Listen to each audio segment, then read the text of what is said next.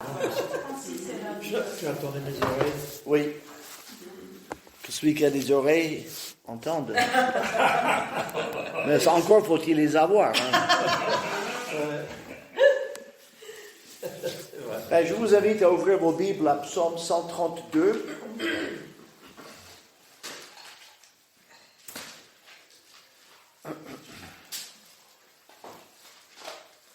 Le Psaume 132, c'est une partie de l'histoire de David, une décision qu'il a prise. Et il dit donc, « Éternel, souviens-toi de David, de toutes ses peines. Il jura à l'Éternel, il fit ce vœu au puissant de Jacob. Je n'entrerai pas dans la tente où j'habite, je ne monterai pas sur le lit où je repose. Je ne donnerai ni sommeil à mes yeux, ni assoupissement à mes paupières, jusqu'à ce que j'aie trouvé un lieu pour l'Éternel, une demeure pour le puissant de Jacob. Voici, nous en entendîmes parler à Ephrata, nous la trouvâmes dans les champs de Jaar. Allons à sa demeure, prosternons-nous devant son marchepied. Lève-toi, Éternel, viens à ton lieu de repos, toi et l'arche de ta majesté. Que tes sacrificateurs soient revêtus de justice, et que tes fidèles poussent des cris de joie. À cause de David, ton serviteur, ne repousse pas ton oint. L'Éternel a juré la vérité à David, il n'en reviendra pas. Je mettrai sur ton trône en fruit de tes entrailles, si tes fils observent mon alliance et mes préceptes que je leur enseigne. Leurs fils aussi pour toujours seront assis sur ton trône. Oui, l'Éternel a choisi Sion, il a désiré pour sa demeure. C'est mon lieu de repos à toujours. J'y habiterai, car je l'ai désiré. Je bénirai sa nourriture. Je rassasierai de pain ses indigents. Je revêtirai de salut ses sacrificateurs. Et ses fidèles pousseront des cris de joie. Là, j'élèverai la puissance de David. Je préparerai une lampe à mon oint. Je revêtirai de honte ses ennemis. Et sur lui brillera sa couronne. Quand on revient en Chroniques 13, 14 et 15, on a toute l'histoire qui est derrière ce psaume 132. C'est David qui a décidé de vivre à Jérusalem, à Milo, la cité de David, un petit quartier où il voulait installer un peu son quartier général. Et il décide, maintenant...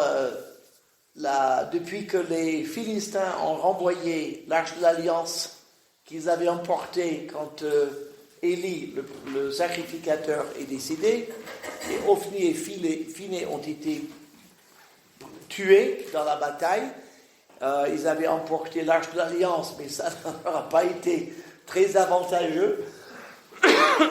Ils l'ont ramené, ils l'ont un peu amené avec des vaches, et puis ça a atterri chez quelqu'un. Et depuis des années, l'arche était là-bas, en plein milieu de nulle part. Et David, maintenant, il commence à être le roi de tout Israël.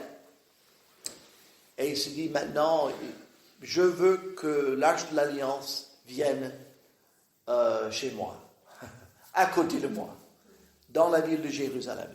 Bon. Donc, il prépare ça bien comme il faut. On prépare le char, on prépare les bœufs et tout. Un char neuf d'ailleurs, et voilà, et on va transporter ça comme il le faut, comme on pense qu'il faut le faire, avec 2 hommes pour conduire le char dans ce fameux Uza, et on se souvient que ça a basculé, et Uza a mis la main sur l'arche de l'Alliance, et Dieu l'a frappé de mort, et la Bible dit David était irrité de ce que l'Éternel ait fait mourir Uza, et il a appelé ce lieu-là Péretz Uza, la brèche d'Uza. Il manque quelqu'un dans l'alignement des hommes. Uza, il est mort. Parce qu'on a voulu porter cette arche de l'Alliance sur ce char.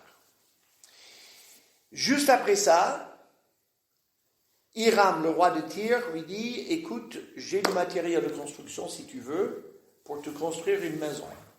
C'est le voisin, le roi du Nord, juste le voisin du Liban, voilà. Il dit, c'est toi qui vas être le roi, c'est évident. Si tu veux, je t'envoie du matériel, on peut faire, je te fournis pour faire ta maison royale.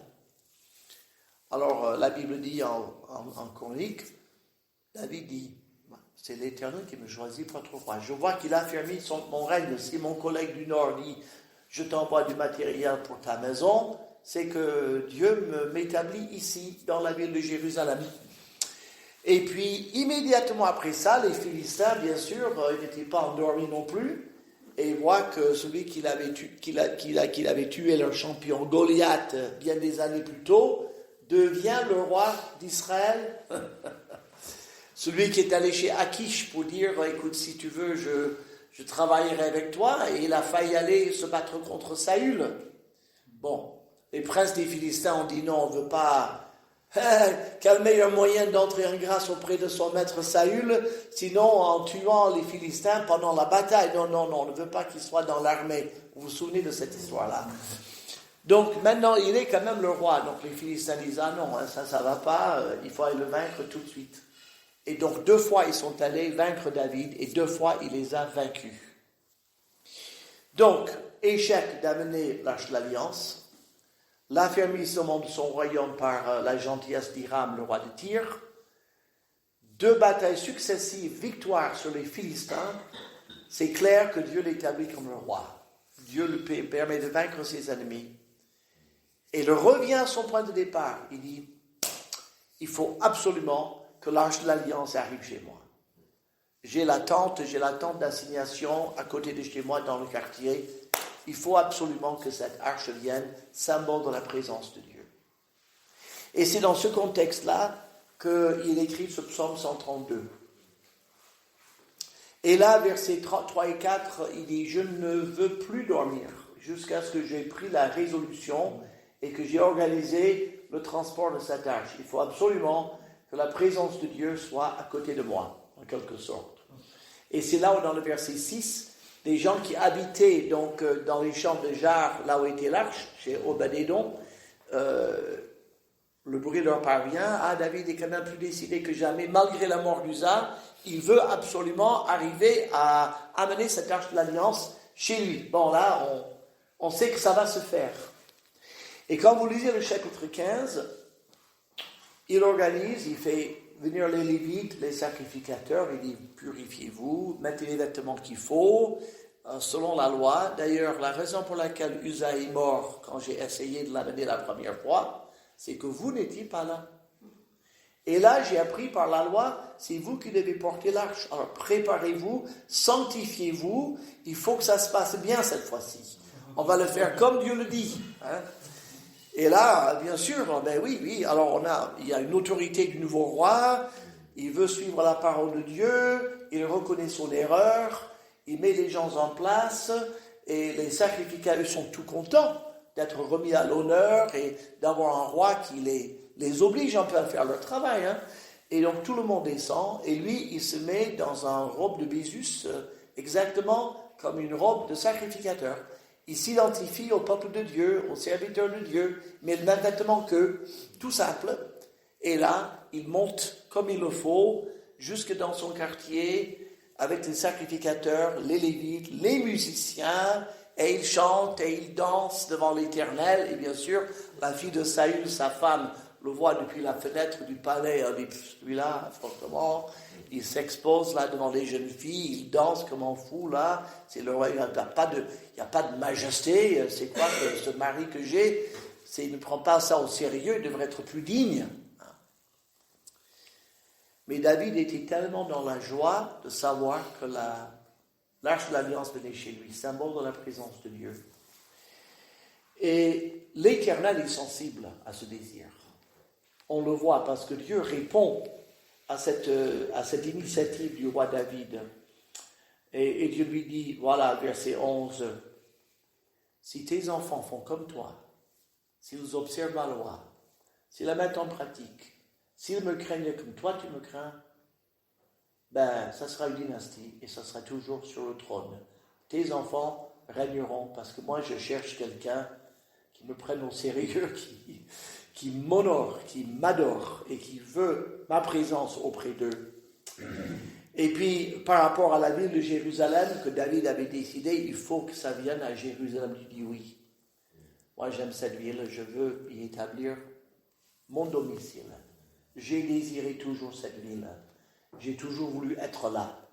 Et le roi, selon le cœur de Dieu, savait où devait être l'adresse de l'Éternel. Et il dit, j'aime cette ville, je la bénirai parce que moi, je l'adopte comme ma ville.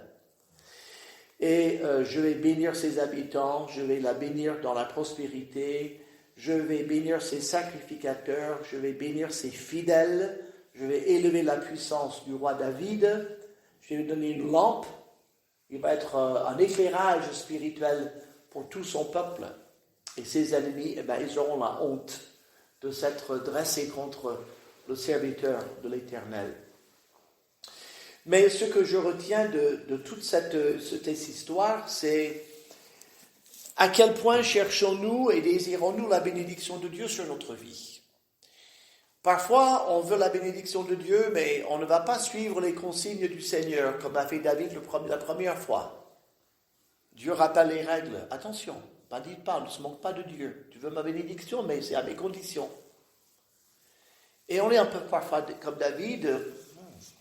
Pourtant, ça part d'un bon sentiment. Je voulais quand même t'honorer, Seigneur, et c'est comme ça que tu me traites. Et parfois on dit, mais puisque c'est comme ça, je ne cherche plus la bénédiction de Dieu. Et il y a les chrétiens comme ça. J'ai demandé à Dieu des choses tout à fait normales, légitimes. Et est-ce que vous croyez qu'il m'aurait répondu? Rien du tout. Alors moi, maintenant, c'est bon. On est fâchés. Lui et moi, on est fâchés. Vous avez déjà entendu des chrétiens dire, moi, entre le Seigneur et moi, on est un peu fâchés en ce moment. Comme s'ils étaient sur un pied d'égalité. David est irrité, c'est vrai, dans un premier temps, mais il passe. Au lieu de rester dans l'amertume, il a dû ouvrir les rouleaux et dire, attends, comment ça se fait là, le transport de l'Alliance, de l'Arche de l'Alliance? Et il dit, voilà, je ne me suis pas renseigné, je n'ai pas fait comme il faut, c'est pour ça que ça a été la catastrophe. Et Uza a perdu sa vie à cause de mon ignorance de la loi de l'Éternel. Et puis, maintenant, on va les faire comme il faut. Et comme il a fait comme il faut, avec la joie et l'allégresse dans les règles, là, il y avait de quoi louer, jubiler, danser. Quand l'Arche de l'Alliance est entrée dans cette humble tente d'assignation à côté de chez lui, dans son quartier, il pouvait dire, mais moi, mon voisin, vous savez qui est mon voisin? C'est l'Éternel. On est proche. Je fais 3 fois, je suis dans sa présence. Et passer tous les jours à adorer l'Éternel. C'est cette proximité qui plaît autant à l'Éternel qu'à nous.